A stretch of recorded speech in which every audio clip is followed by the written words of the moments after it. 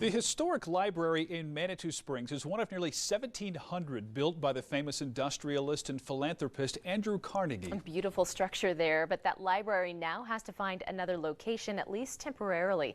KRDO News Channel 13 Scott Harrison is live at the Manitou Springs Library to explain why. Scott?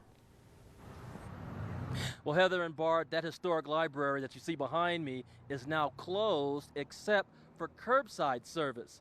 Officials had already been working on trying to find a temporary location for it, but a complaint filed by a disabled person has accelerated the timetable. The three local Carnegie libraries, known for their distinct architecture, are not too far apart. There's one in downtown Colorado Springs, this one in Old Colorado City, both built in 1903, and the library in Manitou Springs, the only one of the three that isn't fully compliant with federal disability standards. One door provides necessary access into the lower floor. For everything else, you have to use steps. In addition to the limited space here at the Manitou Springs Library, there's also just one small bathroom in this narrow space in the basement. And estimates are it would cost at least $500,000 to install an elevator in the building and otherwise make it ADA compatible. And that doesn't count the cost that would be involved on the outside of the building. The total cost to properly upgrade the library would cost as much as $2 million. We have to figure out what we're going to do, and we're not really clear on that at the moment.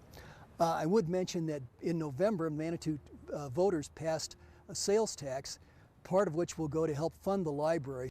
Meanwhile, the city, which owns the library operated by the Pikes Peak Library District, seemed to like the idea of moving the library into part of the Manitou Art Center. Yeah, I think it's a beautiful building, so if they have to move for a little bit to get this one up to code, I feel like they should come back here because it's in a great area. Officials say the temporary move will also allow the library to offer more services than it currently does.